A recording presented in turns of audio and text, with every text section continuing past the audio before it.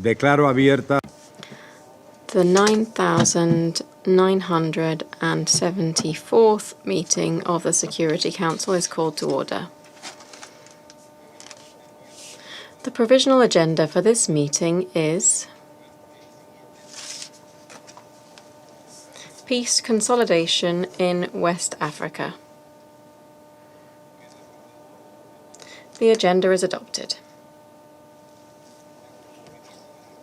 In accordance with Rule 39 of the Council's Provisional Rules of Procedure, I invite the following briefers to participate in this meeting. Mr. Leonardo Santos Simão, Special Representative of the Secretary-General and Head of the United Nations Office for West Africa and the Sahel. Ms. Sima Sami Bahous, Executive Director, UN Women, and Ms. Lavinia Adai-Mensah, Executive Director, West Africa Network for Peacebuilding, UNEP. It is so decided. The Security Council will now begin its consideration of Item 2 of the agenda.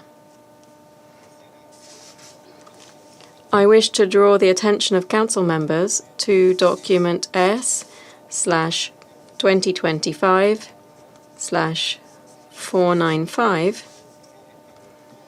the report of the Secretary-General on the activities of the United Nations Office for West Africa and the Sahel. I now give the floor to Mr. Leonardo Santos Simão. Monsieur le Président, your consent. President of the Council, ladies and gentle members of the Council, it is my great honour to present the report of the Secretary-General on the activities of the UN Office for West Africa and the Sahel. I would like to congratulate Panama for its presidency of the Council and wish it a fruitful presidency. I would also like to welcome Ms. Sima Sami Bahous, Executive Director of UN Women, and pay tribute to the considerable work accomplished by UN Women in the sub-region. I would also like to welcome Ms. Lavinia Adai-Mensah, Executive Director of UNEP. Distinguished members of the Council, the security situation in the region remains of paramount concern. On 1st July, terrorist groups launched the attacks on 7 locations across western and central Mali, marking a significant escalation in jihadist activity in western Mali. Although Malian security forces repelled those attacks, they have nonetheless sparked fear among the local communities, truck drivers, and traders, as well as uncertainty about the normal flow of economic activities and daily livelihoods of the populations. As the spillover to coastal states has been happening, now the concern is its spread. In northern Benin, in April, two terrorist attacks reportedly claimed the lives of dozens of soldiers. In Togo, on 9th April, armed jihadist militants carried out a drone attack on a forward post of the Togolese armed forces in northern Togo. Several soldiers were reportedly injured. In Nigeria, Boko Haram is resurgent, while other groups, like Rawa, have intensified operations in northern region. In Borno State, in May, the Islamic State for West Africa province targeted a Nigerian army battalion. In a separate incident, armed actors allegedly killed 57 civilians across 2 communities in some of the central states of the country. Insecurity remains a serious concern. In Benue State, intercommunal clashes, including those pitting farmers against herders, has resulted in over 250 civilian deaths. A sample of the complex security picture across the region. Terrorist activity has surged in scale, complexity, and sophistication, including through the use of drones, alternative internet communication, and increased collusion with the transnational organized crime. Maritime security remains a concern and requires a coordinated response. Young people are increasingly prime targets for recruitment by terrorist and violent extremist groups. Growing insecurity compounds an already dire humanitarian situation. According to our OCHA colleagues, 12.8 million people are projected to face acute food insecurity this rainy season, and 2.6 million children are expected to suffer from severe acute malnutrition this year. Critically, only 14% of funding for the 2025 humanitarian needs and response plan for the Sahel region has been received. Resource mobilization is therefore urgently needed to save the lives of millions of people at risk. Likewise, UNHCR warns of massive displacement crisis. Millions of people fleeing across borders are stretching the capacity of already vulnerable host communities. For example, Mauritania's Mbera refugee camp now hosts over 100,000 refugees, making it each, in terms of population, the country's third largest city. Climate change continues to exacerbate these dynamics. Recent floods highlighted the region's growing vulnerability to climate-related shocks. Mesdames et Messieurs, ladies and gentlemen, members of the Council, in order to tackle the terrorist threat, the member states of the Alliance of Sahel States, namely Burkina Faso, Mali, and Niger, have set up a joint defence force and have set up joint structures in the following three areas: defence and security, diplomacy, and development. ECOWAS and the AES, the Alliance of Sahel States, have started to work together to find pragmatic solutions to address their shared challenges. On the 22nd of May, initial official high-level consultations between ECOWAS and the AES took place in Bamako. On the 19th of July in Accra, the specialised agency of ECOWAS, the Intergovernmental Action Group Against Money Laundering in West Africa, the GIABA, accepted to admit countries of the AES as non-affiliated members of ECOWAS. During my recent visit to the states of Central Sahel, and as part of my commitment with ECOWAS, Mauritania, and other partners, I underscored the importance of dialogue, of establishing a climate of trust and cooperation, and I systematically proposed my good offices and the role of UNOWAS facilitator to overcome divisions and to forge consensus-based approaches. I recently went to Freetown in Sierra Leone, where I met President Julius Maada Bio in his new role as President of the Authority of Heads of State and Government of ECOWAS, and it was a delight for me to support his efforts and those of ECOWAS to improve cooperation in the area of security throughout the entire region. I'm also very pleased with the joint engagement between ECOWAS and the African Union to create a common coordination and analysis unit to analyse threats in the context of the AU-ECOWAS counterterrorism coordination efforts. The implementation of Resolution 2719 of the Security Council of the United Nations provides the UN a means of supporting peacekeeping operations conducted by the AU in the region and to limit the devastating impact of the actions of terrorist and armed groups.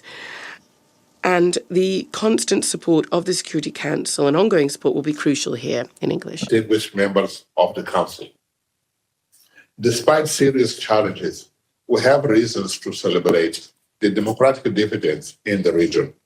During the events marking ECOWAS' 50th anniversary in Lagos on 22nd April, I witnessed the organization's commitment to strengthening governance and regional integration, taking full account of the aspirations of its people, especially the youth. I also welcome ECOWAS' recent decision to establish its Economic, Social, and Cultural Council, designed to bring the voices of citizens across the region into its proceedings. In Senegal, inclusive national consultations forged consensus on institutional reforms. In Sierra Leone, stakeholders continue to implement the agreement on national unity. In Ghana, the work of National Peace Council stands as a model for national dialogue and conflict prevention.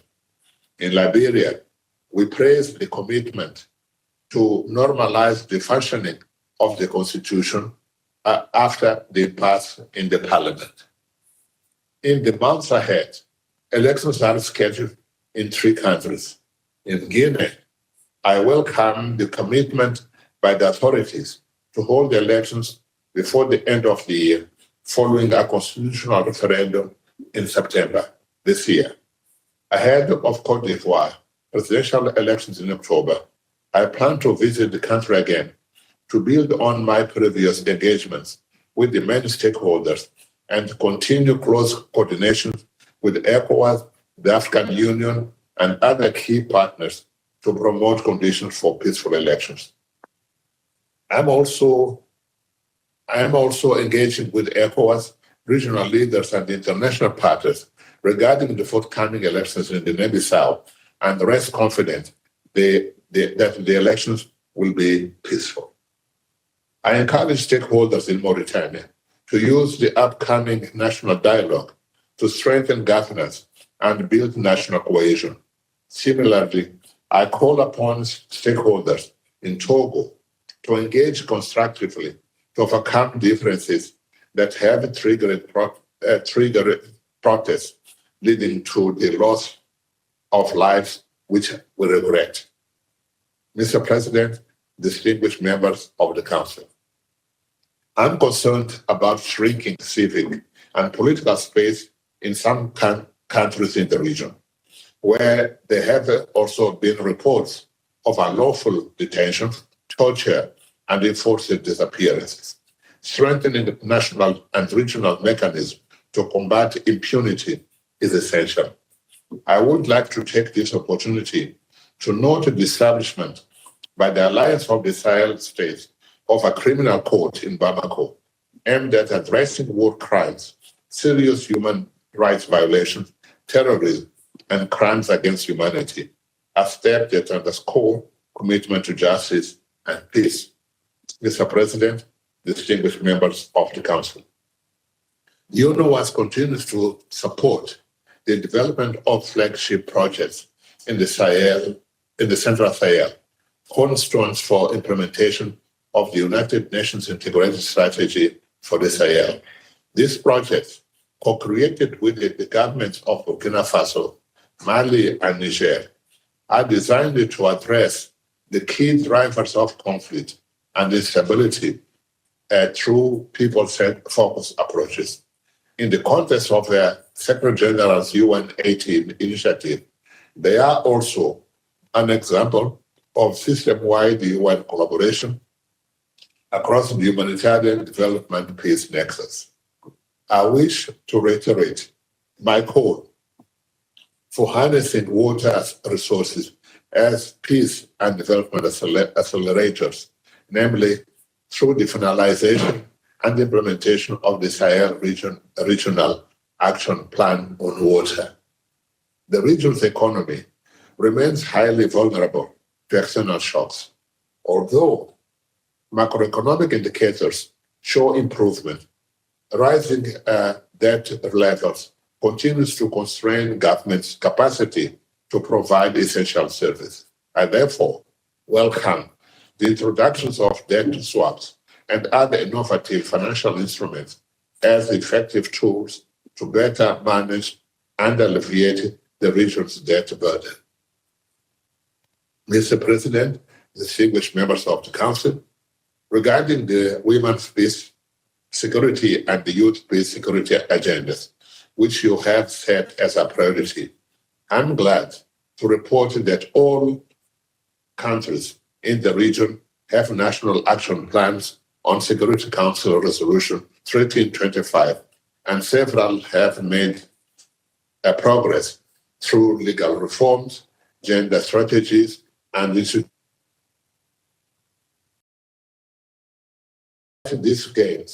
gaps remain.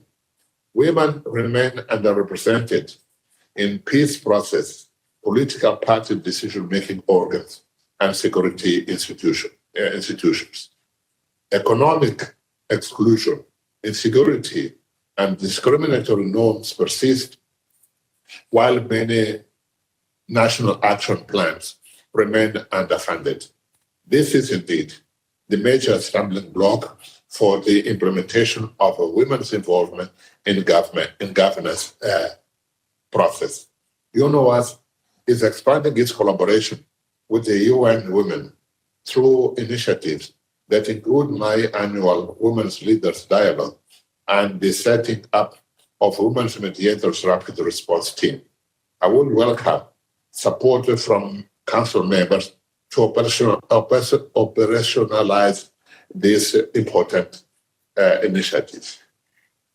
Mr. President, distinguished members of the Council, allow me to conclude by highlighting the progress achieved by Cameroon-Nigeria Mixed Commission to resolve the final areas of disagreement. As we move towards an exit strategy, the Commission is an example of the role of international mechanisms in supporting peace building and regional cooperation. We hope this will inspire similar situations. I thank you very much for your kind attention. Agradezco. I thank Mr. Simao for his briefing. I now give the floor to Ms. Seema Sami Bahous.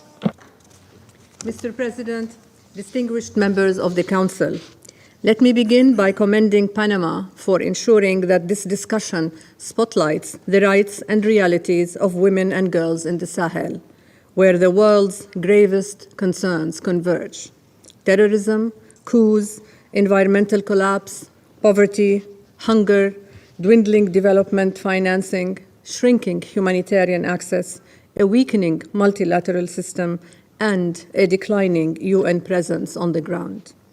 Women and girls of the Sahel bear the brunt: abduction, early forced marriage, genital mutilation, and lack of access to education or livelihoods. I will highlight how 5 of these overlapping crises land specifically, violently, and disproportionately on the bodies of women and girls and on their futures. Some of the data I present draws on recent briefings shared by the UN Special Coordinator for the Sahel. First, terrorism. No region is more affected. Life for women and girls under terrorist control is one of erasure from public space. Their freedom, movement, and appearance are policed and restricted. In Niger, Mali, and Burkina Faso, over 1 million girls are out of school because of attacks or threats.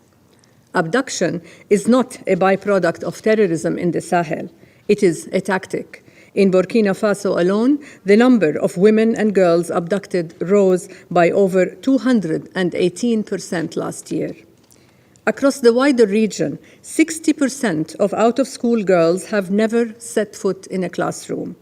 When a girl loses her education, she becomes vulnerable to mutilation, to early marriage, to early pregnancy, and to trafficking.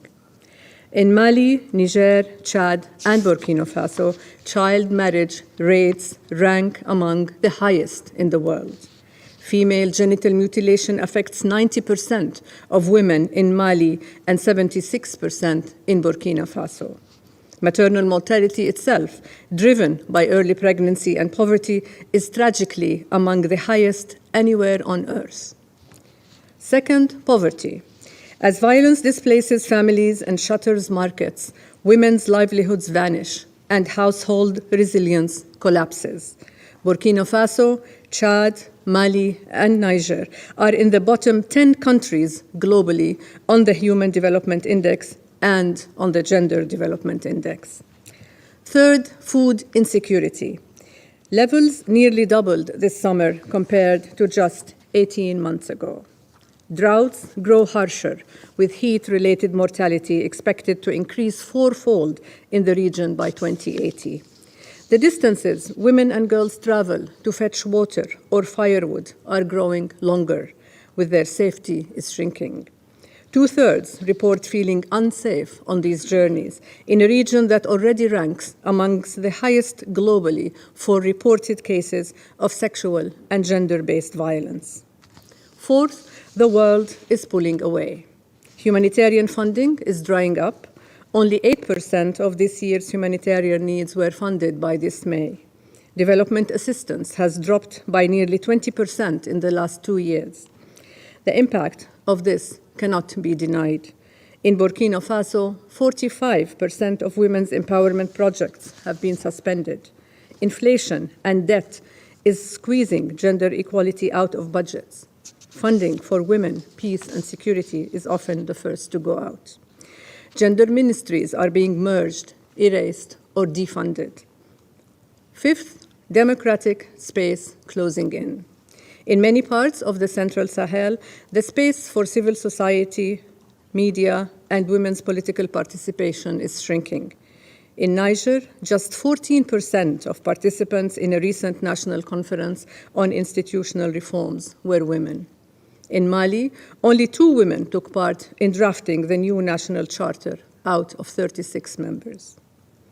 Excellencies, distinguished members of the Council, despite all this, there is hope. In Chad, women now hold 30% of parliamentary seats, double the previous share, and the 2023 constitution pledges to end child marriage and FGM. Women's organizations in the Central Sahel continue to engage with transitional authorities. In Mali and Niger's border zones, women's participation in conflict prevention rose from 5 to 25%, helping resolve over 100 natural resources conflicts. Burkina Faso, Mali, and Niger have committed to advancing women's political participation and upholding Security Council resolutions on women, peace, and security. The European Union has committed €6 million to Chad's Women, Peace and Security Plan. I encourage others to do the same. Joint UN programming increased adolescent girls' return by 23% return to school and doubled women's local governance participation in 34 conflict-affected communities.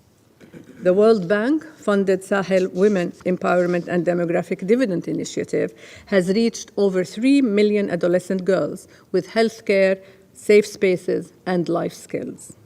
The Gender Compact for the Sahel, led by UNOWAS, the Special Coordinator, and UN Women, is ensuring the UN system delivers tangible targets on women's leadership, participation, and gender analysis. Mr. President, this year marks the 30th anniversary of the Beijing Declaration and the 25th anniversary of Security Council Resolution 1325, an opportunity to recommit to the women and girls of the Sahel.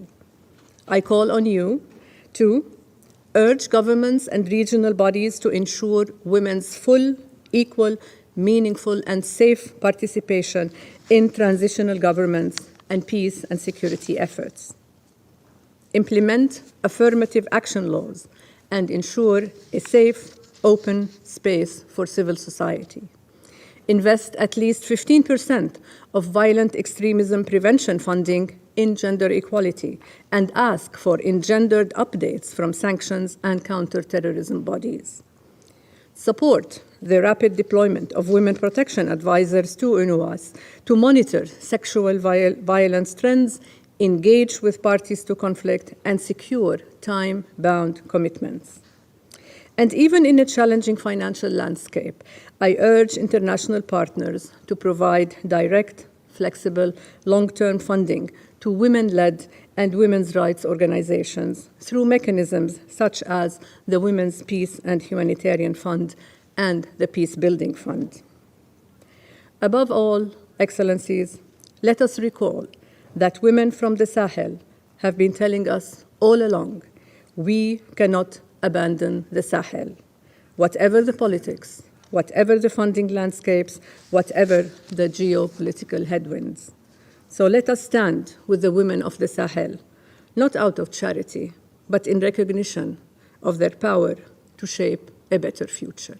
Thank you. Agradezco a la señora. I thank Ms. Bahous for her briefing. I now give the floor to Ms. Lavinia Adey-Mensah. La palabra. You have the floor. Mr. President, distinguished members of the Council, it is a privilege to brief the Council once again in my capacity as Executive Director of the West Africa Network for Peace Building, UNEP, and to update on key dynamics in the West Africa region with a particular focus on women, peace, and security. This brief reflects the voices and lived experiences of women across the region from the perspective of UNEP, a civil society network with over 750 member organizations across 15 countries in West Africa. UNEP wishes to commend the efforts of UN Women and UNOWAS in advancing the WPS agenda in the region and acknowledges our long-standing and close partnership, particularly with UNOWAS, which has been instrumental in amplifying the voices of women and civil society in regional peace and security processes. Excellencies, as already laid out by previous speakers, the multi-layered insecurities confronting women in West Africa cannot be overemphasized. However, women are not just victims, but exhibit tremendous capacity to foster change. UNEP's work with women-led organizations across the region continues to reveal extraordinary resilience and leadership by women in building peace, particularly in places like the Sahel, where women's social networks are on the front lines of peace building, mediating local conflicts, leading trauma healing initiatives, organizing humanitarian response, operating early warning networks, and promoting social cohesion. Although marginally appreciated and largely undocumented, these positive dynamics reflect significant transformative milestones and markers of progress of landmark normative frameworks on women, peace, and security. 25 years since the adoption of the United Nations Security Council Resolution 1325, 14 countries in the region have developed national action plans on the resolution, leading to advancements in progressive governance policies and laws on affirmative action, gender parity, sexual offenses, domestic violence, and gender-sensitive security sector reform, among others. Notably, women's representation in governance is encouraging in countries such as Cape Verde, Senegal, and Sierra Leone, where 44, 41, and 29% respectively of women are in parliament. UNOWAS and ECOWAS have facilitated platforms and processes for women from civil society to initiate and sustain advocacy for gender-responsive and inclusive policies and to drive political engagement at track 1 level. Additional initiatives such as UNEP's community women mediators in Togo, Benin, Burkina Faso, and Guinea have established trusted platforms for dialogue and conflict resolution, contributing to reduce localized conflicts and improved women's participation in peace-building processes. Women coalitions and networks are leading negotiations with non-state armed groups to enhance access to basic amenities and livelihoods. These networks and others, such as Liberia's Peace Huts, are proving critical to community peace building and empowering survivors of gender-based violence. Similarly, Women in Sierra Leone are overcoming traditional barriers and manifesting more confidence in reporting gender-based violence. Excellencies, these notwithstanding, several gaps and challenges remain to be addressed, and permit me to re-echo some of the ones that are already highlighted. First is the persistent gaps between policy and practice. While frameworks and national action plans exist, their translation into concrete, measurable, and sustainable transformation remain weak. The continued isolation of the WPS agenda from the broader security architecture, where women's participation is viewed as an add-on rather than a strategic imperative, undermines political will and contributes to chronic underfunding and ineffective implementation of national action plans. The WPS agenda often lacks localization and community ownership, as national frameworks fail to reflect the lived realities of women and girls, exacerbated by language barriers and elite dominance, which limit local women's leadership, relevance, and impact. Persistent insecurities have left many women widowed and/or displaced, stripped of land, livelihoods, and financial inclusion. And yet, responses remain focused on protection rather than investing in their prosperity as a pathway to prevention. Mr. President, distinguished members of the Council, the sustainability of peace largely depends on the consistent and inclusive engagement of women in peace processes, governance, institution building, and security sector, as well as economic recovery. Therefore, it is imperative that the review of the UN peace-building architecture is not only guided by a people-centered approach, but also emphasizes the opportunities and central role of women as equal and strategic leaders, contributing to building and sustaining peace and development across various areas and decision-making levels. The priorities and rights of women must be placed at the heart of peace-building processes. To meaningfully advance the WPS agenda and close the persistent implementation gaps, I respectfully offer the following 3 recommendations to the Council. 1, reposition women's participation as a security imperative, not an add-on, by encouraging member states and regional actors to embed women's leadership and participation as a core security investment across all peace and security interventions, from counterterrorism strategies to transitional governance and security sector reforms. 2, bridge the gap between policy and practice through predictable funding by urging member states and partners to allocate dedicated, flexible, and multi-year funding for the sustainable implementation of national action plans on Resolution 1325, and encourage establishment or strengthening of national and regional WPS funds to ensure local women-led initiatives can access resources directly. 3, shift from protection only to prosperity-based prevention by promoting women's economic empowerment and prioritizing land rights, access to finance, vocational training, and entrepreneurship during transitions and post-conflict recovery periods. There is the need to recognize and support social protection systems and climate-responsive economic policies that build women's resilience to multiple insecurities. Excellencies, civil society is acutely aware that the global context is increasingly complex and constrained.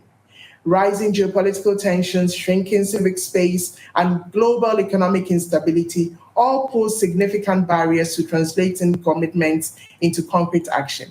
Yet, even in this challenging environment, we see clear opportunities to shift the needle and close persistent gaps in the implementation of the WPS agenda. The landmark celebrations of Resolution 30 and the ongoing review of the peace-building architecture offer timely opportunities for enhanced alignment, especially as several countries in West Africa are also currently reviewing or renewing their national action plans. Targeted support to these processes can help embed stronger accountability and financing mechanisms from the outset. Civil society networks such as WANEP offer ready and credible partnerships for community implementation, real-time monitoring, and early warning. Finally, women's dominance in informal economies and their anchoring role in social networks offer untapped potentials, and adequately resourcing women will enable them drive a shift from protection to prosperity-based peace building. Excellencies, as I conclude, allow me to mention that the WPS agenda is not just about a UN resolution. It is about the lives and futures of millions of women and girls across West Africa, and lives at the very core of the sustaining peace agenda. We must therefore invest in the power, leadership, and prosperity of women. I thank you. Agradezco a la señora. I thank Ms. Adai Mensah for her briefing. I now give the floor to those council members who wish to make statements. I give the floor to the representative of Sierra Leone. Thank you, Mr. President. Mr. President, I have the honor to deliver the statement on behalf of the A3 Plus members, Algeria, Guyana, Somalia, and my own country, Sierra Leone. We thank the Special Representative of the Secretary General, Leonardo Santos Simao, and the UN Women Executive Director, Sima Sami Bahous, for their briefings. We also thank Ms. Lavinia Adamensa for her contribution. We are deeply saddened by the tragic helicopter disaster in Ghana. At this difficult time, we offer our heartfelt condolences to the bereaved families and to the government and people of Ghana. Mr. President, as countries in the region continue to navigate complex transitions in governance, economic development, and national security, it is clear that the community-led and inclusive peace-building effort will be essential to long-term stability and resilience. This is particularly critical at a time when the Secretary General's report, although reflecting progress, also reveals challenging trends in the region. We are witnessing a surge in terrorist and extremist violence, unprecedented in scale, intensity, and sophistication, perpetrated by the so-called Jamaat Nusrat al-Islam wal Muslimi, Jenin, the Islamic State in the Greater Sahel, and the Islamic State West Africa province. This has led to a disturbing rise in civilian casualties, disproportionately affecting women and children, and a destruction of civilian infrastructure, including health centers and schools. The growing threat of famine, the compounding effects of climate shocks, and the sustained high numbers of internally displaced persons and refugees paint a troubling picture. These trends demand urgent and coordinated action. In light of the foregoing, the A3 Plus wishes to make the following points. First, we underscore the importance of intensifying diplomatic engagement to build and sustain political trust across the region. In this respect, we highlight the important role that ECOWAS plays in responding to security threats and advancing socio-economic development goals.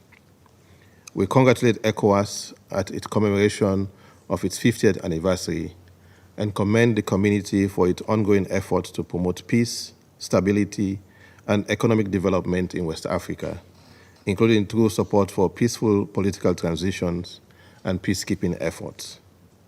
We recognize the leadership of His Excellency Bola Ahmed Tinubu, President of the Federal Republic of Nigeria and outgoing chair of ECOWAS, and warmly congratulate His Excellency Julius Maada Bio, President of the Republic of Sierra Leone, on his assumption of the role of chair of the ECOWAS Authority.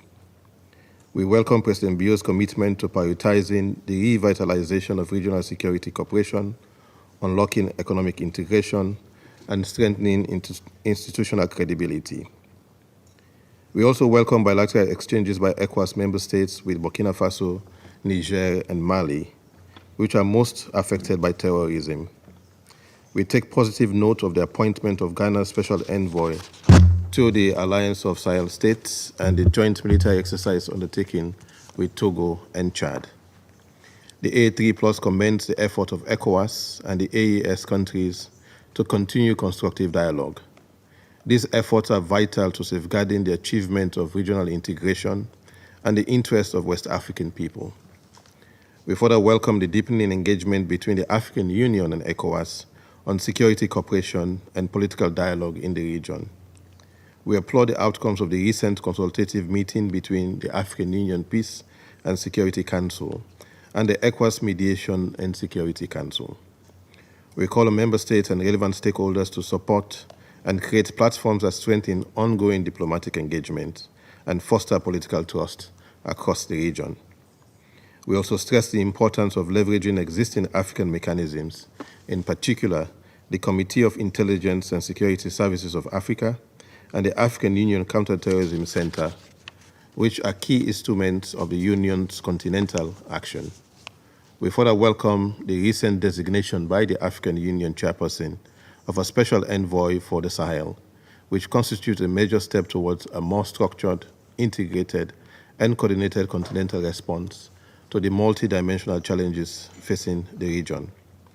We furthermore emphasize the importance of cross-border security cooperation and promote an approach based on strengthening national capacities, intelligence sharing, and coordinated surveillance of common borders.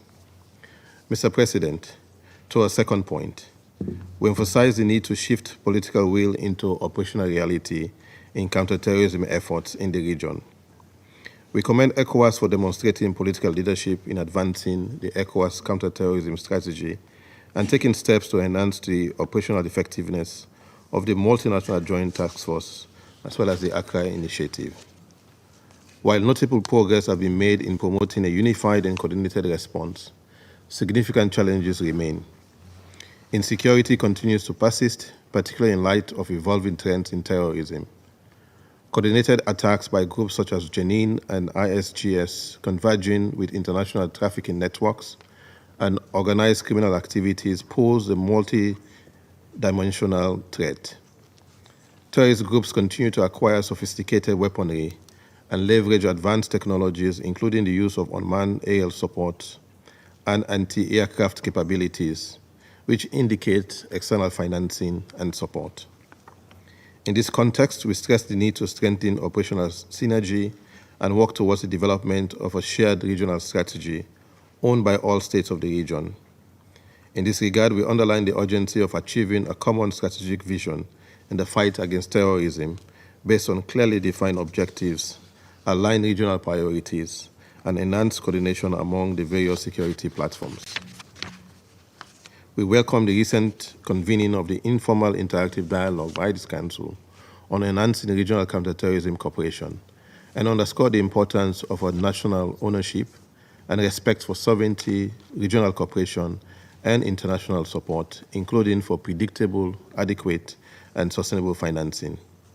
The A3 Plus calls for the full implementation without further delay of Security Council Resolution 2719 with respect to the counterterrorism enforcement and urges Member States to uphold obligations relevant to the prevention and suppression of the financing of terrorism, including those in Resolution 1373 and 2462.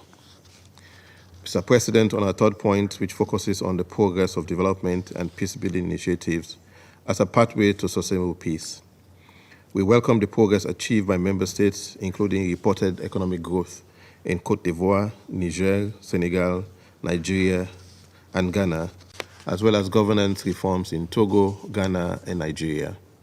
We also commend the steps taken towards good governance and conflict resolution in Senegal, Liberia, and Mauritania, while acknowledging continued development efforts in Côte d'Ivoire and Guinea-Bissau. This development can only be sustained in a peaceful sub-region. We further urge Member States to respect internationally recognized borders and the sovereignty of states and affirm efforts by the Mano River Union Secretariat and ECOWAS in addressing the unlawful occupation by Guinean troops of Yenga, a Sierra Leonean territory.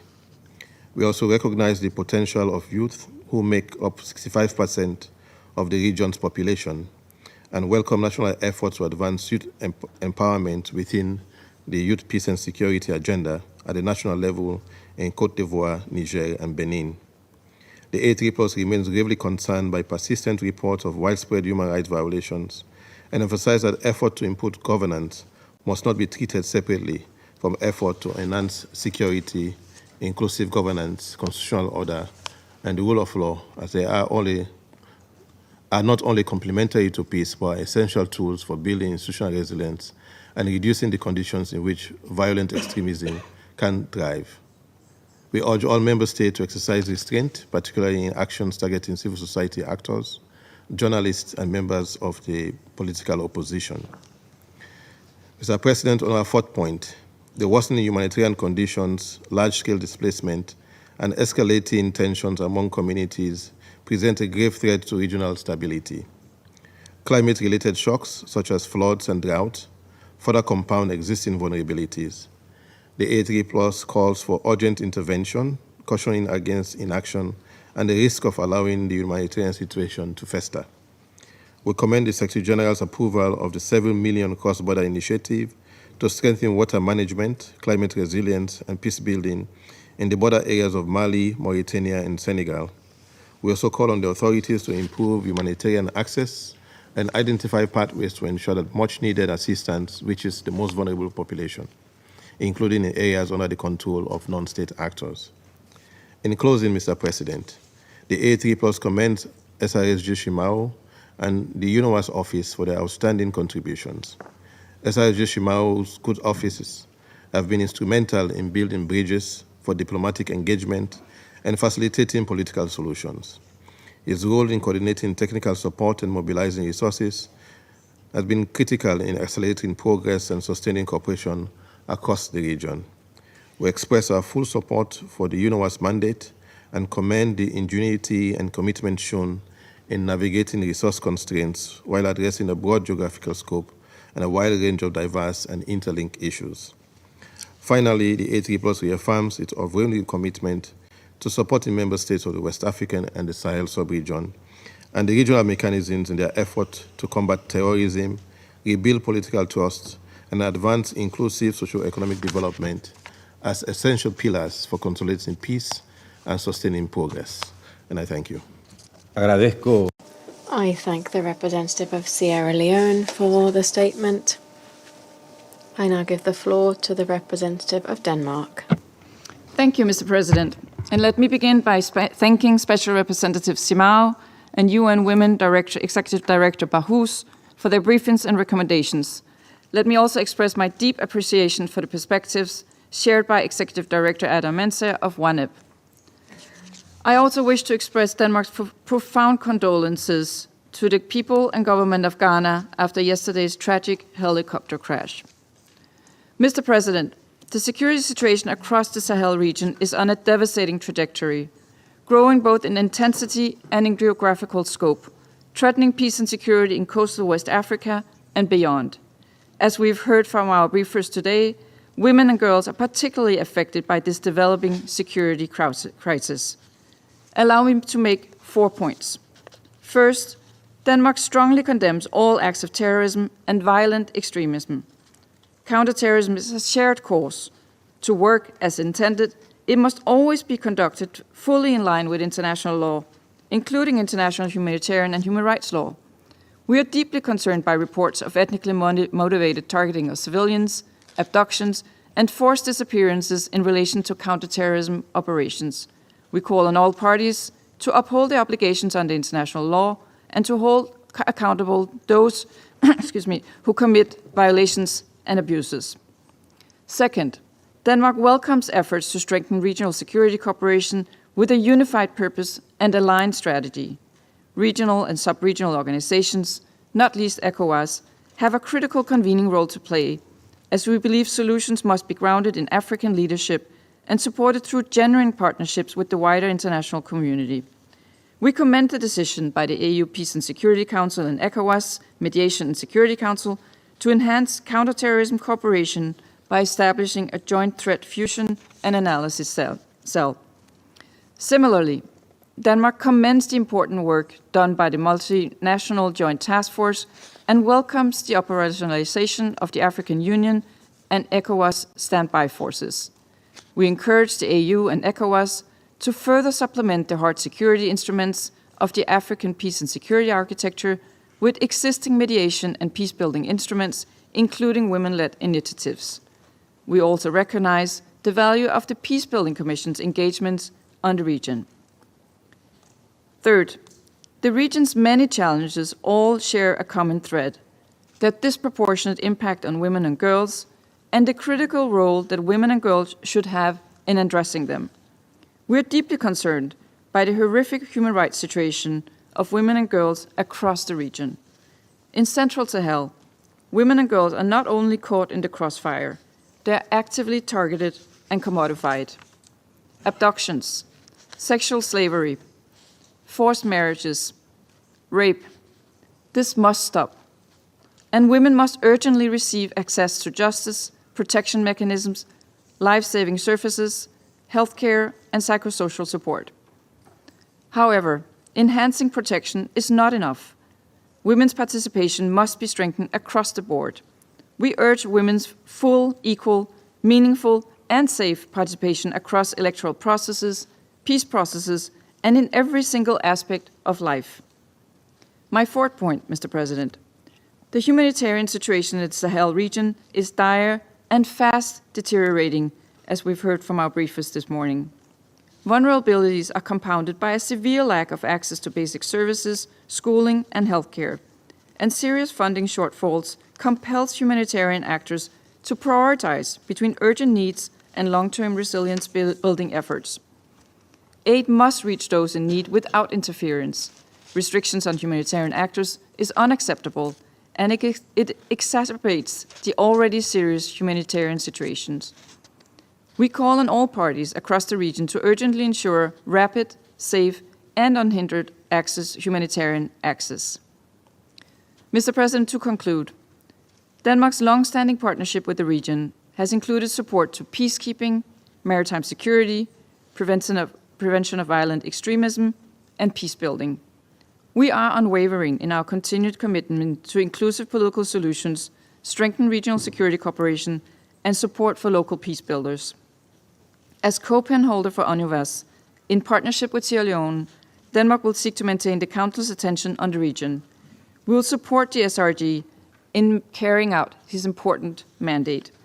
We look forward to our continued collaboration with Council members, regional stakeholders, and UN colleagues to this end. I thank you. Agradezco. I thank the representative of Denmark for the statement. I now give the floor to the representative of the Republic of Korea. Thank you, President. I thank SRSG Mr. Simao and the Executive Director of the UN Women, Ms. Bahus, for their comprehensive briefing, as well as Executive Director WANEP, Ms. Aden Mensah, for sharing her valuable insights. As ECOWAS marks this 5th anniversary this May, we commend the progress achieved in the regional integration, though the bloc faces multiple challenges. We call on all countries in the region and partners to strengthen their cooperation and support for ECOWAS to preserve these hard-won gains. Allow me to highlight the 3 points. First, the security environment in the Sahel and West Africa remains extremely concerning. According to the 2025 Global Terrorism Index, the Sahel region accounted for the 51% of the global terrorism-related deaths in 2024. In particular, we are witnessing an increase in large-scale coordinated attacks and the use of sophisticated weaponry by terrorist groups, including drones and anti-aircraft systems. As highlighted in the Secretary General's report, the promotion of effective and comprehensive regional security cooperation is of paramount importance. Despite the various ongoing counterterrorism efforts, fragmentation among regional security mechanisms has been exploited by the terrorist groups to expand their operations in West Africa's littoral state. Coordinated regional responses are essential to dismantle transboundary terrorist networks. In this regard, we welcome the renewed commitment of the regional leaders to enhance cooperation between ECOWAS and AES countries. Second, building trust and creating conditions for peaceful and credible electoral processes is critical, particularly as some countries in the region prepare for important elections. We call on all stakeholders in these countries to intensify efforts in this regard. facilitating a return to constitutional order is also essential. Extending transitional process without a clear electoral timeline only erodes public trust. Similarly, increasing restrictions on political and civic space not only infringe on the fundamental freedoms, but also undermine national stability. We urge all countries undergoing transition in the Sahel to swiftly restore constitutional order and advance their transitions through genuine and inclusive dialogue. Moreover, ensuring inclusive participation in political processes is crucial. As we emphasized in the WPS joint statement this morning, the erosion of democratic governance, coupled with the social control by extremist groups, severely limits the ability of the women and girls to participate in public life. We urge government, transnational authorities, transitional authorities, and regional actors to guarantee the full, equal, safe, and meaningful participation of women in political and transitional governance. Third, the worsening humanitarian situation in West Africa and the Sahel demands urgent and comprehensive support. According to the latest IPC report, approximately 11.2 million children under the age of 5 across the 5 Sahelian countries are suffering from acute malnutrition. Climate shocks are further exacerbating the humanitarian crisis, especially through floods and land degradations, which disrupt agricultural production and transhuman pastoralism. As highlighted during the IEG on climate, peace, and security meeting earlier this week, 80% of the agricultural areas in the Sahel belt are already affected by climate change. Given the critical nature of these challenges, we continue to support the work of the UNOWA's CPS advisors through our financial contributions. The Republic of Korea also contributed a total of $14 million last year to support the crisis response efforts in the region in cooperation with the WFP and other humanitarian partners. We hope that peace-building architecture will continue to play a critical role in strengthening comprehensive efforts to address the multifaceted challenges in the region. As the informal coordinator between the Peace-Building Commission and the Security Council, we are committed to playing a constructive role in this regard. We also look forward to the fund's continued support for the peace-building efforts. In closing, Mr. President, we express our full support for UNOWA's SRSG CMAO and their vital work. The Republic of Korea remains committed to supporting national and regional efforts to build and sustain peace in the region. I thank you. Agradezco. I thank the representative of the Republic of Korea for the statement. I now give the floor to the representative of the United Kingdom. Thank you, Mr. President. I extend my gratitude to Special Representative Leonardo Santos Simão. We commend your leadership as we believe your mission has an important role toward facilitating peace in West Africa and the Sahel. I also wish to thank Executive Director Sima Sami Bahous and Executive Director Lavinia Ade Mensah for your briefings. Before proceeding with my prepared remarks, I also want to join others who have expressed condolences to the government and people of Ghana for the tragic deaths as a result of yesterday's helicopter crash. As for today's meeting, I would also like to make the following key points. First, terrorism continues to impact the lives of millions across the African continent, including those in Burkina Faso, Mali, Niger, and the Lake Chad Basin. For far too long, citizens of West African nations have borne the brunt of the harms of terrorism.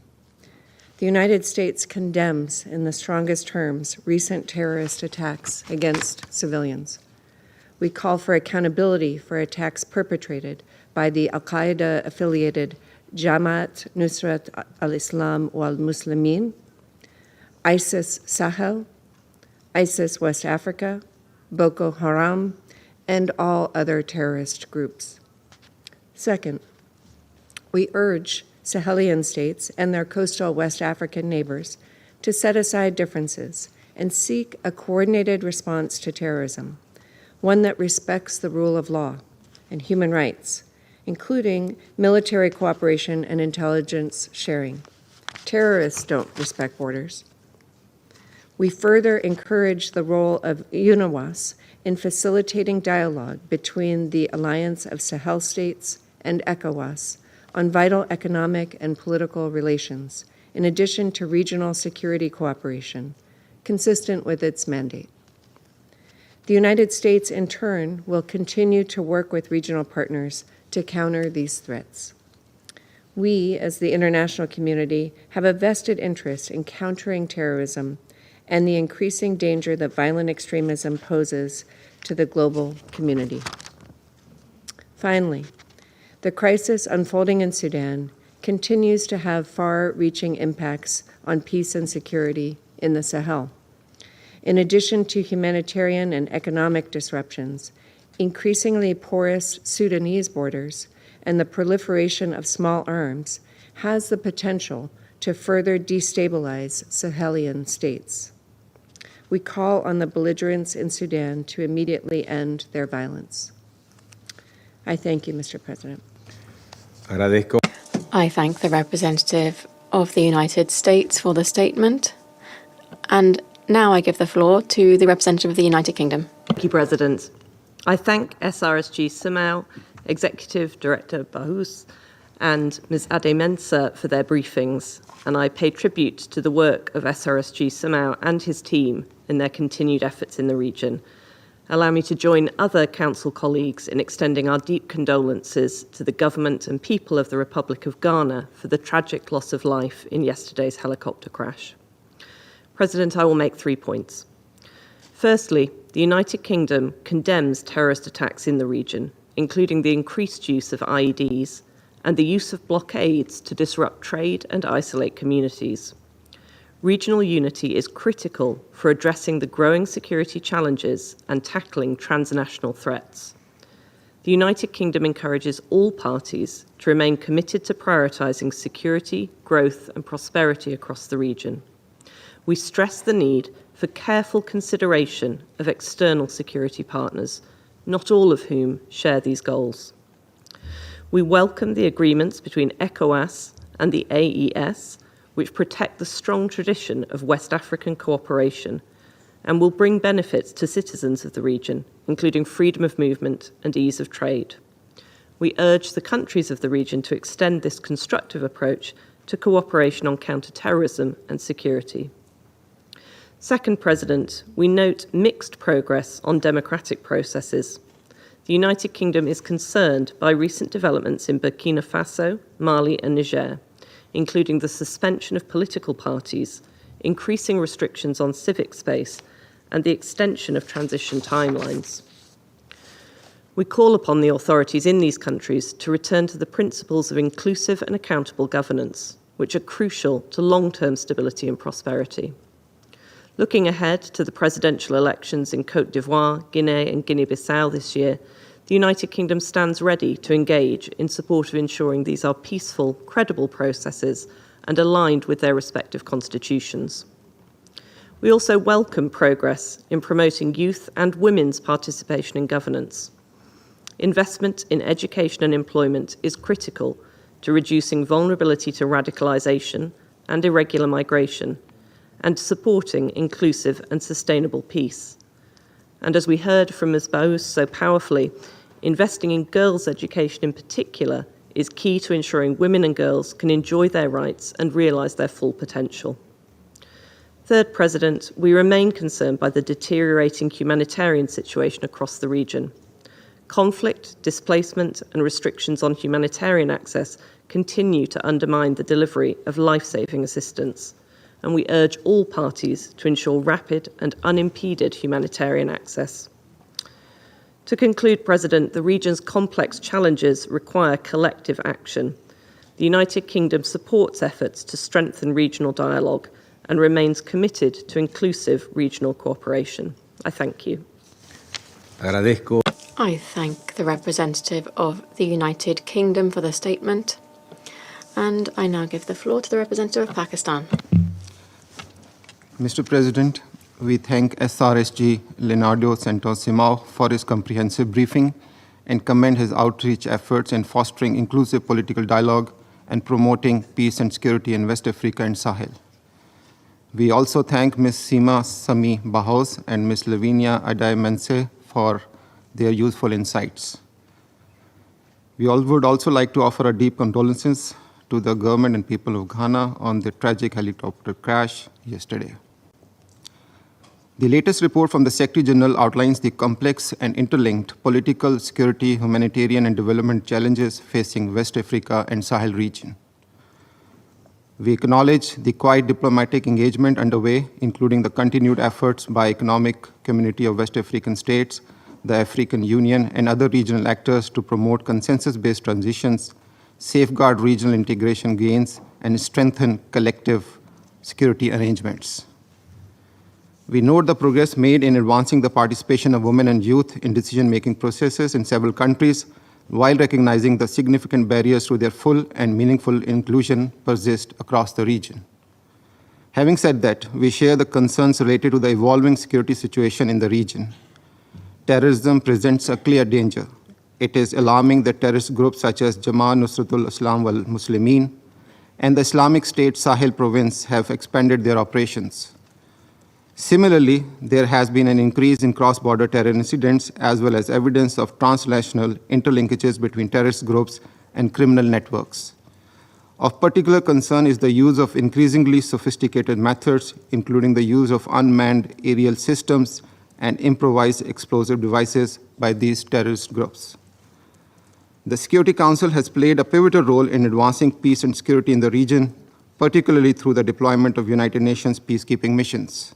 Pakistan, too, has contributed to the Council's peace and security agenda by consistently providing peacekeepers, including women peacekeepers, to various UN missions. We take pride in our contributions to UN's efforts and successful endeavors to restore peace in several countries, including Sierra Leone, Liberia, and Cote d'Ivoire. Mr. President, allow me to make the following points. 1.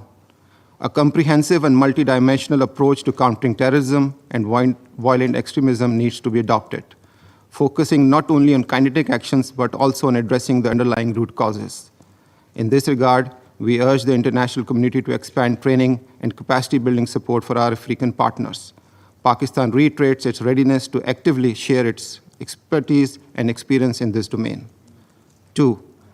Regional engagement and cooperation is crucial for collective security architecture to effectively counter terrorism, including cross-border terrorism.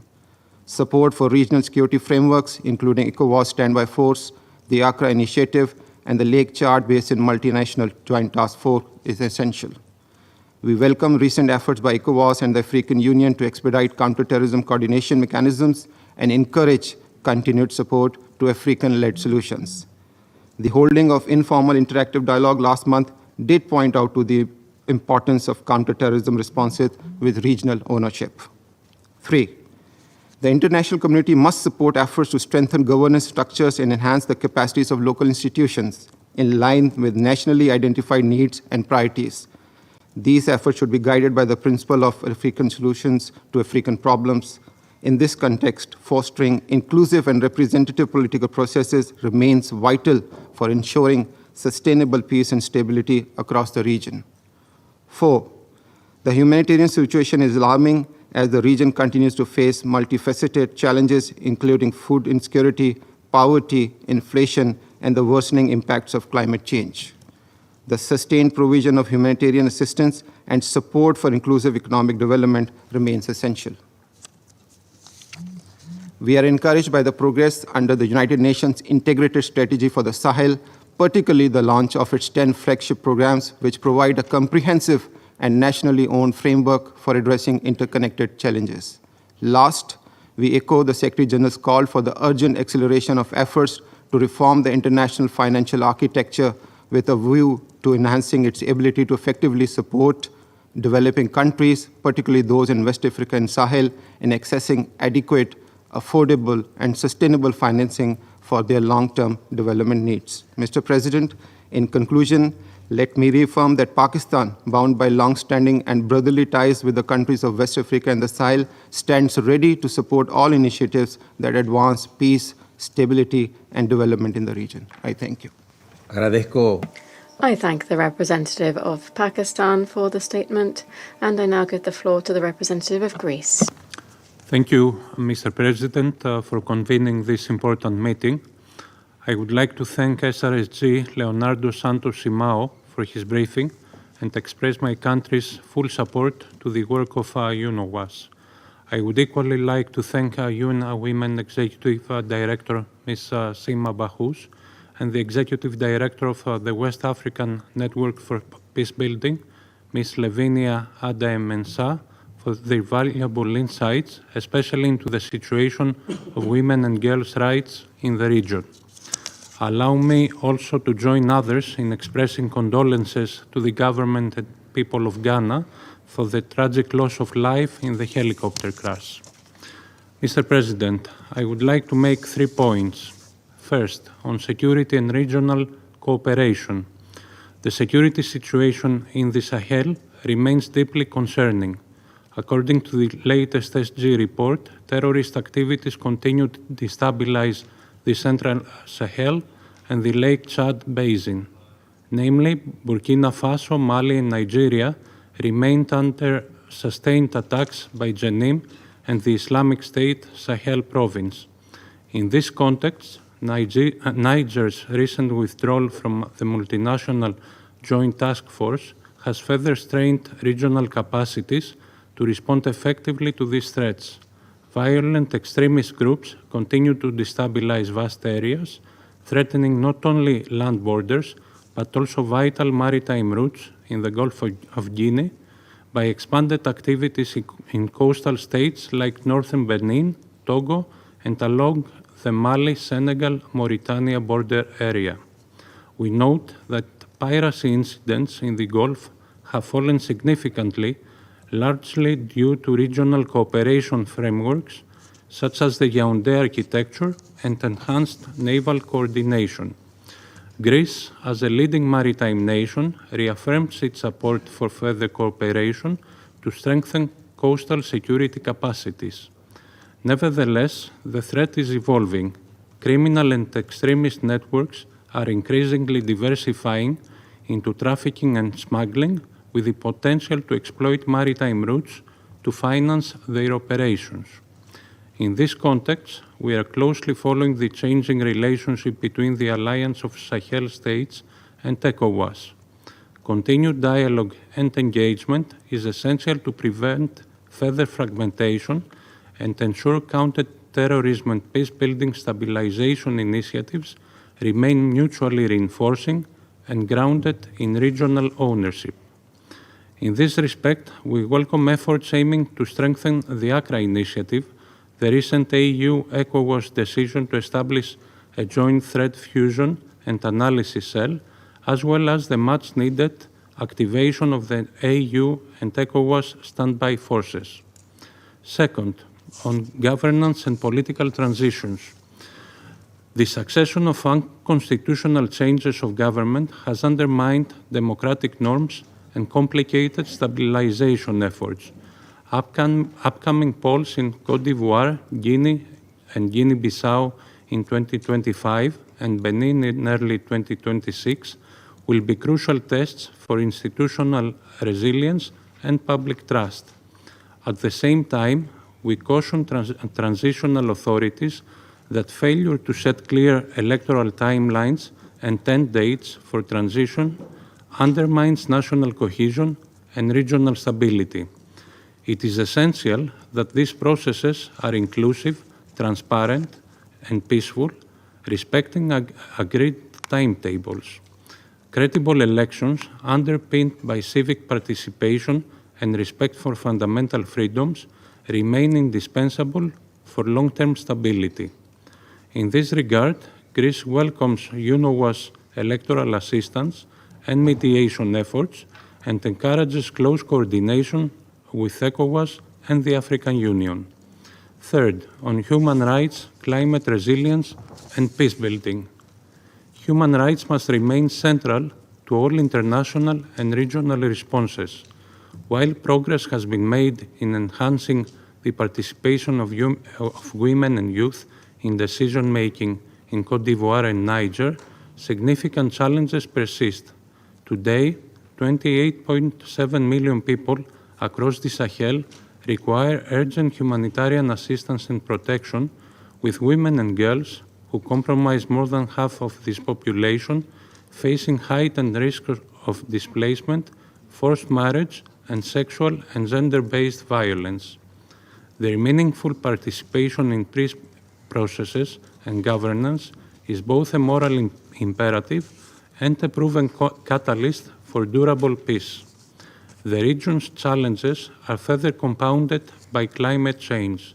The Sahel is warming 1.5 times faster than the global average, with prolonged droughts and irregular rainfall, intensifying competition over scarce resources and driving displacement. These conditions create fertile ground for extremist exploitation and deepen gendered vulnerabilities. Addressing these interconnected threats demands holistic strategies that integrate human rights protection, gender equality, climate adaptation, and inclusive peace building to foster social cohesion and resilience. Mr. President, the challenges facing West Africa and the Sahel are multidimensional and demand sustained multilateral engagement. Greece reaffirms its commitment to supporting regional and international initiatives that promote peace, security, and sustainable development. We also extend our congratulations to ECOWAS on its 50th anniversary, a testament to enduring regional cooperation. Greece stands ready to contribute to collective efforts to secure a stable and prosperous future for the peoples of this vital region. I thank you. Agradezco. I thank the representative of Greece for the statement. I now give the floor to the representative of Slovenia. President, I'd like to thank Special Representative, apologies. I would like to thank the Special Representative Simao, Executive Director Bahous, and Ms. Ademensa for the briefing. Before I deliver my remarks, let me also join others in expressing our sincere condolences to the government and people of Ghana for the loss of life in a helicopter crash. Allow me to begin by extending warm congratulations to the Economic Community of West African States, ECOWAS, upon its 50th anniversary of cooperation, integration, and peace building in the region. Mr. President, the region is in flux, facing serious political, security, and humanitarian challenges. Slovenia warmly welcomes signals of renewed commitment to preserving the hard-won gains of sub-regional integration, as economic cooperation and people-to-people ties have brought concrete benefits to all states. We encourage further steps to safeguard good neighborly relations, prevent disruptions to the free movement of people, goods, and services, and to sustain coordination on key priorities, particularly in the areas of security and humanitarian response. We warmly welcome good offices, as well as Mr. Shimao's regular reporting to the Council on the relations between ECOWAS and the Alliance of Sahel States. We must express our utmost concern over the deeply troubling reports of prolonged political transitions in the three central Sahel countries. The dissolution of political parties in Mali and the suspension of political activities in Burkina Faso and Niger represent a serious setback to the regional stability, peace, and prosperity. The growing restrictions on civic space, often justified in the name of security and stabilization, risk sending a message that the voices and aspirations of the people have no bearing on their political future. We strongly encourage concrete and timely steps towards clear, credible, and inclusive democratic transition timelines. In this context, it is equally important to ensure that all security operations including those involving voluntary defense forces, are carried out in strict compliance with international humanitarian and human rights law. This includes appropriate training and oversight to prevent abuses and to safeguard the rights and dignity of civilians. The path forward should create strong foundations for resilience and recovery by integrating the peace, humanitarian, and development nexus. Mr. President, as so powerfully illustrated by Executive Director Bahous, women and girls play an indispensable role in building a peaceful, stable, inclusive, and prosperous region. As too often happens, they are among the most affected by insecurity, subjected to abductions, forced displacement, and food insecurity, and targeted attacks by armed groups. Their role in locally owned responses cannot be overstated and should therefore be supported. As is the case in the areas under control of non-state armed groups, severe restrictions are imposed on women and girls. While these controls aim to silence them, their presence and engagement in the communities can serve as a powerful antidote to the recruitment strategies of terrorist groups. And as sexual and gender-based violence is not incidental but systematic, used as a weapon of terror and subjugation, the powerful stories of survivors, from Fulani, Tuareg, Moor, and other women, can serve not only to raise awareness, but to heal the communities. Their testimonies highlight the urgent importance of ensuring that all survivors have safe and unimpeded access to adequate physical and psychosocial health care and protection services. We encourage further promotion of their full, equal, safe, and meaningful participation in the social, economic, and political life of their countries and their communities. At the time when the threat of terrorism and violent extremism continues to deepen and spill over to the Gulf of Guinea, Mauritania, and Senegal, the resilience and leadership of women and girls are more essential than ever. I thank you. Agradezco. I thank the representative of Slovenia for the statement. I now give the floor to the representative of China. President, I thank Special Representative Simao for his briefing. I have also listened carefully to the statements made by Executive Director Bahous and Ms. Adi Mesa. China commends Special Representative and his team for their positive efforts in promoting regional peace and development. China will continue to support their work.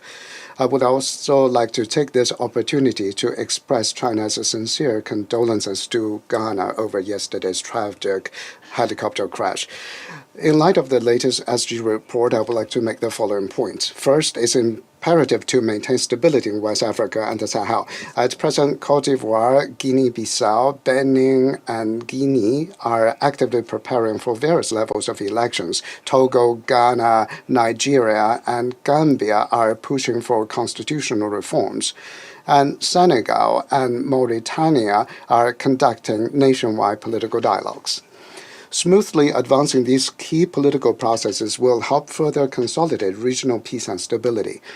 The international community and UNOWAS should provide constructive support to help advance the above, assist the countries concerned in strengthening national governance and capacity building, and embark on a path of development in line with their own national context. Not long ago, Sierra Leone took over the rotating ECOWAS chairmanship. China hopes to see ECOWAS continue to play an active role under the leadership of Sierra Leone in safeguarding regional stability and promoting regional development. Second, it's imperative to promote and synergize regional counterterrorism cooperation. Regional terrorism situation has become more severe recently, with terrorist organizations using drones and other advanced weapons to launch frequent attacks, extending their activities to the coast of West Africa, coinciding with armed kidnappings, smuggling, and other cross-border crimes, which is a cause of concern. Terrorism is a common enemy of mankind and a common challenge to regional countries. China welcomes the commitment made at the June ECOWAS summit to accelerate the standby force deployment. China expects ECOWAS to adhere to the concept of common security, to unite each and every country in the region in counterterrorism cooperation, and to strengthen coordination with other regional counterterrorism mechanisms in order to have synergy. The international community should adhere to the concept of common, comprehensive, and sustainable security, provide more support in equipment, logistics, and funding, and help regional countries to comprehensively strengthen counterterrorism capacity building so as to lay a solid foundation for the maintenance of regional security. Third, it's imperative to continue to focus on and address development issues. Security and development are two wings in one body. Development is the basis for security, and security is the condition for development. According to the SG report, many countries in the region are expected to achieve higher economic growth this year. At the same time, many countries are facing challenges of higher debt, increasing budget deficit, declining development assistance, rising borrowing costs, and a dire humanitarian situation. China commends ECOWAS for its efforts and achievements made over the past 50 years in promoting regional development and integration, and welcomes its recent efforts in strengthening dialogue with alliance of Sahel states, and sincerely hopes that all parties will join hands to safeguard the achievement of integration and contribute to regional development. The international community should focus its support on addressing development challenges and should not only increase the short-term inputs, such as humanitarian aid to meet urgent needs, but also increase long-term investment in infrastructure and other areas so as to help the countries in the region to enhance their development capacity, fully implement Beijing Declaration and its program of action, promote peace through development, and better protect women's rights and interests. President, China and the countries in West Africa and the Sahel are good brothers, good friends, and good partners. China will actively implement its commitments under the framework of the Forum on China-Africa Cooperation in various areas, such as peace and security and development cooperation, in particular by implementing initiatives like zero tariff for 100 tariff lines from 53 African countries, so as to contribute more to regional peace and development. I thank you, President. I thank the representative of China for the statement, and I now give the floor to the representative of the Russian Federation. Distinguished Mr. President, we would like to thank the Special Representative of the Secretary General of the UN, Mr. Leonardo Santos Simão, for his report on the current situation in the region and of the office he leads over the past 3 months. We support the work of UNOWAS within its existing mandate. We also listened to the briefer from UN Women and the briefer from civil society.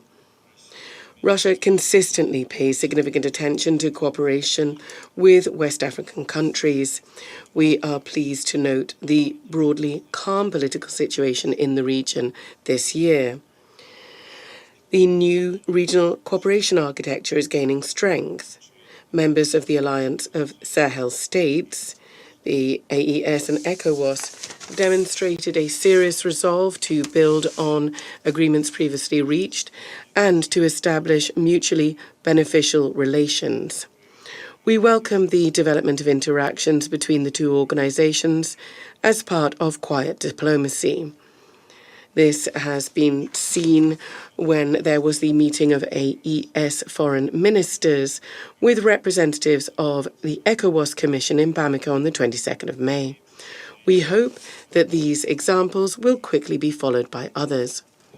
We believe that if such a trend is maintained, along with the preparedness to consider the legitimate interests of one another, then one can fully expect that trust, which was once there, can be restored. Trust is crucially needed by countries of the region today so they can counter shared terrorist threats together. Nonetheless, the actions of the fighters in the Sahara and Sahel are still a source of serious concern.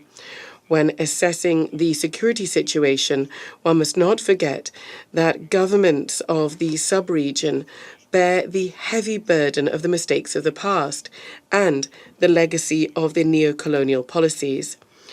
After NATO countries carried out their military aggression against Libya, the region became a haven for numerous terrorist groups. We are very concerned by the fact that fighters are not shying away from recruiting children. They're using more modern means of communication. They're using drones and other advanced military equipment.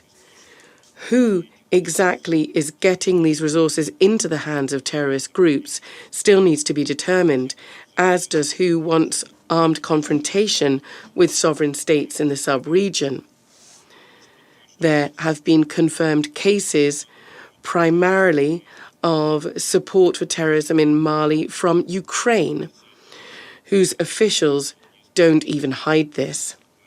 Therefore, it's no surprise for anyone that the states of the AES took the totally justified decision to cut off their relations with the Kiev regime. Today, radicals are gradually drawing into their orbit through their actions, drawing into their orbit states of the Gulf of Guinea, including Benin, Cote d'Ivoire, and Togo. There's been an increase in the number of incursions into northern regions in Benin. The situation in northeast Nigeria, in the Chad Basin area, is still tense because of the ongoing terrorist attacks by Boko Haram and the Islamic State in West Africa. And also in Chad, the Chadian authorities have had not only to tackle terrorism, but also have had to host many refugees from neighbouring Sudan. Mr. President, in order to achieve long-term stability, there's a need for collective support for Mali, Burkina Faso, and Niger from the international community. These countries, not by choice, have become at the forefront of combating trans-African terrorist groups. Attempts by foreign powers to interfere in affairs in the region are counterproductive. We'd like to recall that it's only the African themselves who can decide what is helpful and what's not in terms of countering terrorism, or what's helpful in ways of political and economic development. They focus on the opinion of their people and their needs because they are directly answerable to them. We note the very timely inclusion by the Secretary-General in his report of the issue of the debt burden of countries in the region. When they have sustainable economic growth, they can't even allocate their own resources to eradicate the root causes of the increase of terrorism in their countries. In this regard, of relevance is reform of international financial institutions. This would prioritise the vital interests and needs of developing countries, including states of the Sahels. It would prioritise them. Mr. Simao, now on the economy as well. We are grateful to you that, unlike the report, in your statement, you clearly made the focus on the ability of the governments,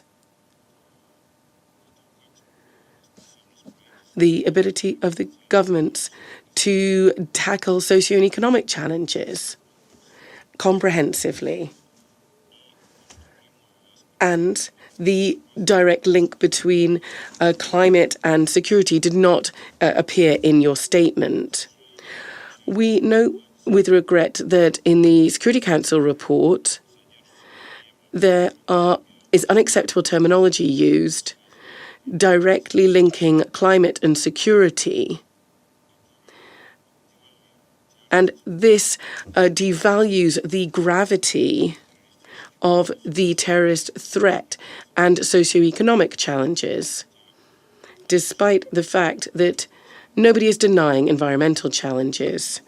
We'd like to underscore that the mission does not have a mandate to use such terminology.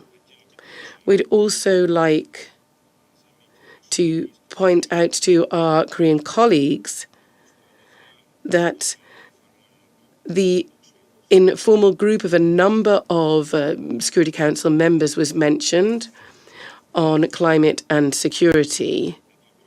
That group does not express the collective opinion of the Council, so there's no point in mentioning it.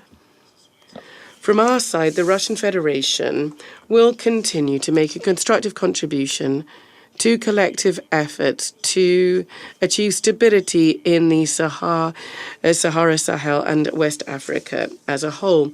We will continue to provide support to states in the region bilaterally, including in terms of improving the military preparedness of their armed forces and also training servicemen and law enforcement agents. So in all those areas where they need assistance in order to counter threats stemming from terrorists. Thank you very much. Agradezco. I thank the representative of the Russian Federation for the statement. I now give the floor to the representative of France. Thank you, Mr. President. I'd like to thank the Special Representative of the Secretary General, Mr. Leonardo Simão, as well as the Executive Director of UN Women, Ms. Sima Bahous, for their briefings.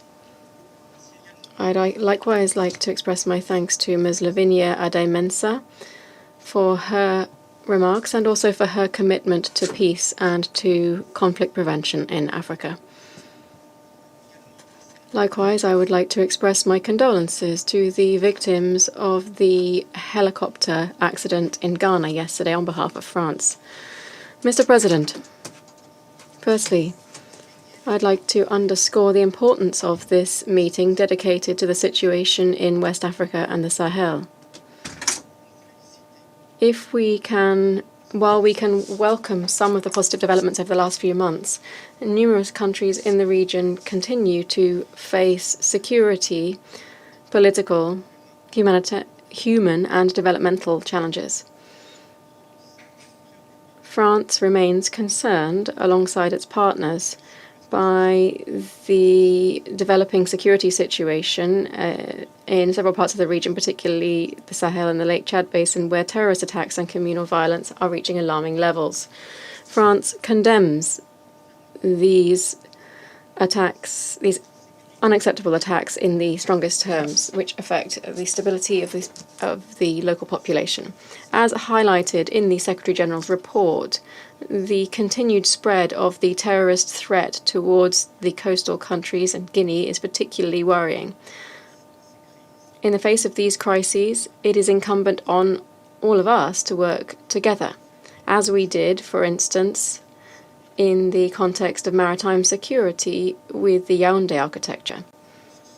And in this regard, the ongoing weakening of the regional institutional architecture is particularly troublesome. France welcomes the work done by UNIWAS to strengthen regional dialogue and cooperation. The dialogue undertaken by ECOWAS with the African Union, with the creation of a cell for threat analysis, is one particularly noteworthy example. Mr. President, all of these crises that we have seen in this report have disastrous humanitarian consequences. In the Sahel, where the number of people in need of food assistance and the number of refugees, the number of internally displaced people continue to rise. All of these crises have particularly serious consequences on women and girls who are exposed to sexual and gender-based violence. They also face a reduction of their civic and political space. Aware of the serious nature of the ongoing humanitarian crisis, France will continue to support the implementation of international humanitarian law and to provide support to the population with respect for the sovereignty of the concerned countries. France has always been convinced that counterterrorism efforts must follow a comprehensive approach. It's important to place at the heart of this approach the preservation of rights and fundamental rights and freedoms, strengthening governance structures of the rule of law, the resilience of the most vulnerable communities, and the fight against disinformation and the spread of extremist content. UNOWAS has a role to play as an example in this regard. And here, once again, I would like to welcome and pay tribute to this role, which must continue.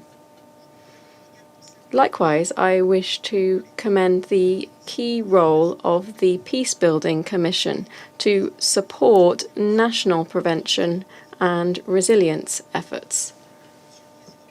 Mr. President, another challenge is consolidating democratic practices in West Africa. With important electoral dates approaching in Guinea, Guinea-Bissau, Côte d'Ivoire, the United Nations will have a key role to play to support the holding of open, democratic and inclusive electoral processes. Strengthening democracy will also require a return to constitutional order in countries in transition and through the opening of political and civic spaces to all citizens, as well as the involvement of women in political processes. This is essential. Mr. President, to conclude, across all of these areas, France stands ready to continue to work with the United Nations and countries in the region in a framework that respects international law. Thank you. I thank the representative of France for the statement. I shall now make a statement in my capacity as representative of Panama. Excellencies, we wish to begin by conveying our most sincere condolences to the people and government of Ghana, as well as the relatives of the victims of the helicopter accident that occurred yesterday, in which saw the passing of the Minister of Defense, Security, and other persons. We'd like to thank the Special Representative Leonardo Simão, Dr. Sima Bahous, and Ms. Lavinia Adai-Mensah for their work and for their valuable briefings. Their commitment to West Africa and the Sahel reflects the spirit that this Council should continue to foster to be able to resolve the challenges in this region with greater determination and political will. To avoid further deterioration of the crises in this region, it is essential to achieve genuine reconciliation and mutual understanding, enabling this Council and local authorities to rebuild trust that has been lost, attract investment, and to respond as needed. The interactive dialogue meeting held on the 15th of July, which included the participation of Burkina Faso, Mali, and Niger, demonstrated the value of honest and respectful dialogue, even amidst political difference. We are aware that reconciliation is indeed possible, but we will only be able to move forward if we reach a common understanding of the root causes of problems. To do this, innovation is essential. Prevention and confidence building must be at the heart of our response strategies. Solely military solutions are not only inadequate and insufficient to counter extremism, but they are also counterproductive. In fact, they have worsened the situation on the ground. We must invest in education for peace, and in local economic development, access to basic services, and in disarmament, demobilization, and reintegration programs. There are specific examples spearheaded by the United Nations that show that reintegration is indeed possible when it's complemented by real opportunities and community-based healing processes. Furthermore, it's urgent to incorporate the Women, Peace and Security and Youth, Peace and Security agenda in all of our responses. Women and young people face structural barriers, yet they are also constructive agents of change and crucial pillars of peacebuilding. Almost always, when they are refugees, women are the victims of atrocities such as sexual and gender-based violence, either within camps or detention centres. This reality means that we must invest in education and prevention, strengthen the rule of law, and craft legislation to protect and provide redress to victims. While we have seen progress in their political participation, we must enhance women's parliamentary representation, their role in civil society as permanent peace builders, and in the government as decision makers. To ensure that true reintegration and reconciliation can happen, there must be inclusive spaces for dialogue and civic participation, while also creating new economic and social opportunities for all. Excellencies, fortunately, civil society and partnerships with private enterprise and international financial institutions, as well as the projects of the Peacebuilding Commission and the Peacebuilding Fund, are there to help with this. To ensure our success, we must include all stakeholders in the conversation. Let us strengthen relations with UN agencies, with governments, with the Alliance of Sahel states, the African Union, ECOWAS, civil society, and local peace builders. Let us also support those countries that are developing national prevention strategies and national youth peace and security strategies. The peace that we aspire to will not be imposed from outside. Rather, it must be built with the leadership of the peoples themselves and will be sustained through commitment and the joint support that we are renewing here today. Thank you very much. Vuelvo a I resume my